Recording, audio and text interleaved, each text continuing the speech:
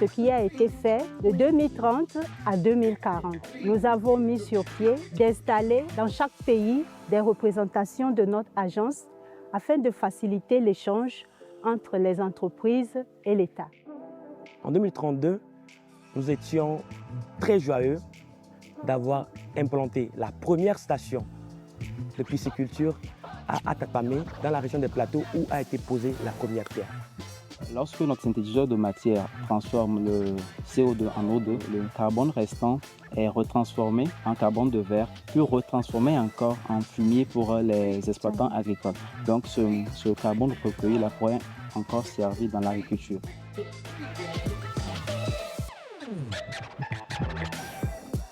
Moi, je suis Kola Soga Elo Arrivé, diplomate de profession.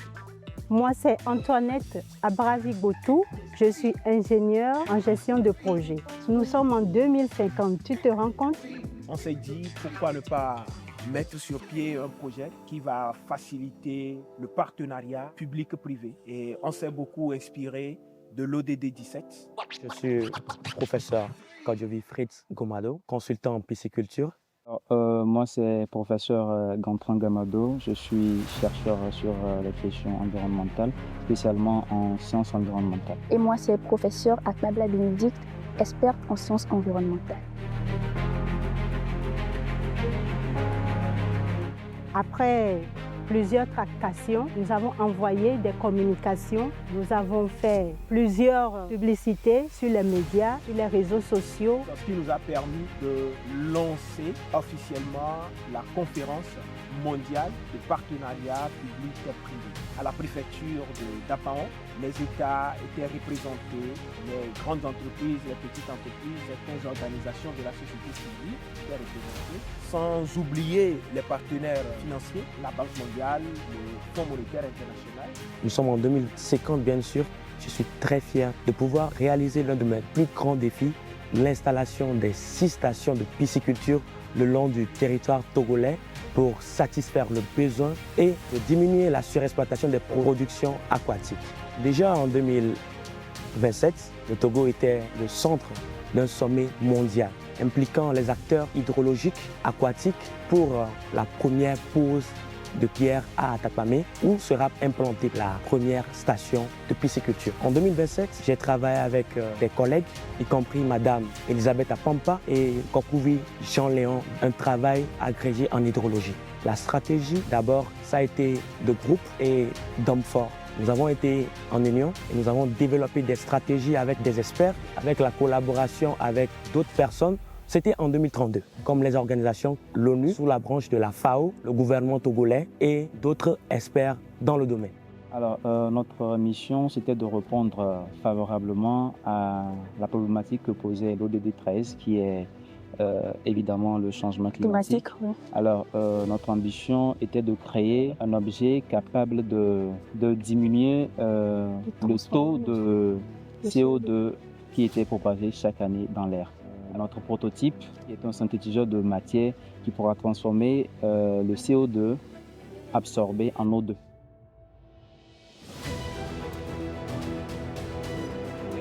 Je te rappelle, H, des tout premiers courriers que nous avions envoyés, nous avons eu que quelques retours, on était vraiment inquiets. Il a fallu faire plusieurs relances aux parties prenantes avant qu'ils ne réagissent. Et il a eu plus de peur que de mal. Et finalement, tout s'est bien déroulé. C'était les préparatifs pour l'organisation de notre première conférence. L'envoi des mails, où il fallait réunir tout le monde, où il fallait s'assurer que tout le monde arrive, attendre les retours des États, des entreprises. Ça n'a pas été facile. Déjà en 2032, sur le terrain, on a fait une tournée avec des experts en hydrogéologie pour l'étude du terrain. Et la force est de constater que nous avons eu une double vente de terrain sur lequel se passera l'installation du bassin de la pisciculture. Là, on a fait appel à d'autres connaissances judiciaires pour intervenir et trouver une solution à ce problème. Là, je pourrais dire que c'est quand notre premier test avait réussi. On se disait que c'était vraiment une réussite parce qu'on avait déjà essayé plusieurs fois et ça n'a pas marché. On a presque failli se décourager. Mais le jour-là, je pensais que c'était le 2 juin 2048. Non. Ouais. On a finalement réussi malgré qu'il y a eu des hauts et des bas, mais nous en sommes enfin arrivés. Donc je pourrais dire que c'est l'événement le plus marquant de notre histoire, de notre parcours en fait.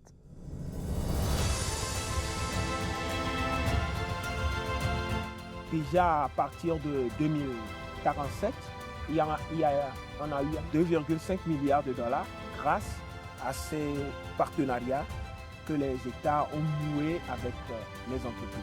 Nous avons fait une conférence mondiale, une conférence de presse qui nous a permis de communiquer ce chiffre, qui nous a permis de faire le bilan de toutes nos activités qui ont été réalisées depuis le début de la création jusqu'à ce jour. Et ça a été un grand événement auquel tout le monde, tous les représentants des États ont participé, ainsi que tous les autres acteurs qui nous ont accompagnés tout au long du parcours. La solution était le rapatriement du territoire acheté et la vision épousée par la population de cette région qui aurait bien aussi participé à la réalisation de ce projet. Nous avons eu beaucoup de challenges parce que quand nous avons commencé, plusieurs personnes nous ont découragés. Mais grâce aux personnes qui nous entouraient, c'est eux qui nous ont vraiment motivés. Si nous sommes arrivés ici en 2050 et nous pouvons dire que nous avons vraiment réussi, je pourrais dire que c'est grâce à ces personnes-là.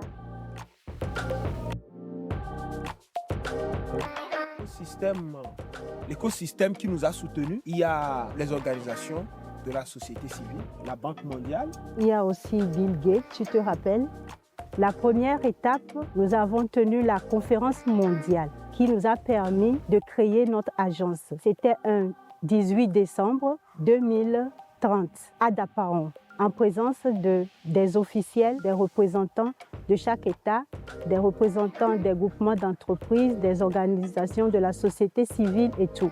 En tout cas, aujourd'hui, nous sommes en 2050 et nous commémorons encore le début, tout le parcours de notre projet et nous sommes vraiment fiers de ce que nous avons pu accomplir durant les 25 années de notre existence. Nous continuons plutôt à sensibiliser sur la protection, sur le nettoyage de la zone littorale afin de conserver les espèces au niveau du littoral. Ce sont des choses accomplies, mais nous continuerons toujours au nettoyage de la zone littorale afin de conserver les espèces. Avant la tête, en 2050, nous avons organisé une soirée à l'hôtel Sarakawa qui a été bien rénové en 2050, bien sûr, avec les acteurs depuis les autres pays du monde entier et celui du Togo. Quand le projet a été validé en 2025 lors de la COP, nous sommes revenus au Togo et nous avons travaillé là-dessus. Et là, le gouvernement togolais nous a vraiment apporté une aide assez considérable parce qu'ils nous ont mis dans les conditions de travail nécessaires pour repenser le projet et le retravailler. Donc cela a évolué jusqu'en 2035 où nous avons été capables de mettre au point un prototype de notre appareil que nous avons présenté lors d'un grand atelier du digital sur la question du changement climatique. Et c'est là qu'on a été repéré par l'une des plus grandes entreprises du monde spécialisées dans le domaine de la protection de l'environnement. Et aussi, il faut préciser que nous avons réussi à mettre les 189 États ensemble autour de cette dynamique de partenariat public-privé. On a réussi à mettre ces États et plus de 22 000 entreprises ont aussi pris le train en marche et ça a été un défi qu'on a relevé ensemble. C'était en 2040 avec une conférence organisée pour remercier les partenaires, les acteurs impliqués dès le début et avoir une vision de mise à l'échelle pour une production de 5 millions de poissons par an. Parce que nous avons déjà atteint notre objectif de 10 millions de production pendant les 25 ans et nous en sommes très joyeux.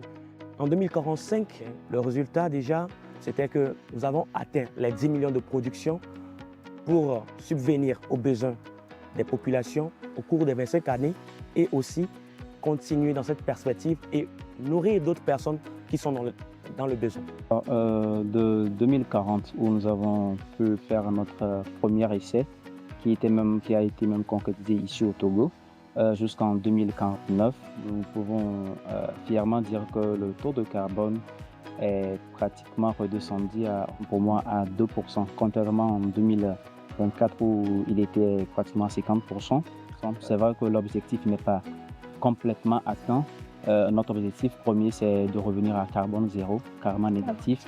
Mais là, déjà à 2%, c'est déjà une fierté parce que là, on se dit ici en 2050, c'est à 2%, c'est que dans 10 ou 20 ans, on pourrait carrément atteindre la neutralité complète. Notre projet va s'étendre surtout avec les pays du tiers-monde qui n'ont pas encore la capacité de se procurer notre synthétiseur de matière.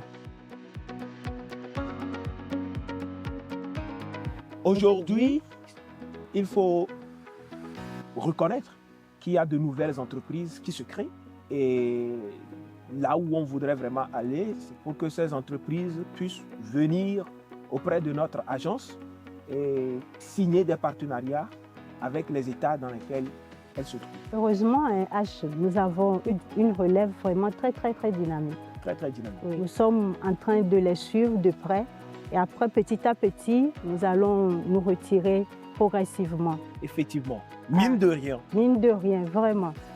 Ça n'a pas été un chemin facile, mais nous sommes parvenus à notre objectif. Nos perspectives déjà, vu que le monde avance, nous allons alors ajouter la technologie. Même déjà à notre domicile, nous pourrions savoir le chiffre d'affaires, le nombre de productions que chaque bassin nous produit tout au long de l'année. Pour mon mot de fin, je pourrais dire que le début est très difficile, mais le début rend les conditions parfaites. Et je passe mon coucou à Madame Elisabeth à Pampa, et Monsieur Dovi Odor et Madame Dachen Alou. Merci.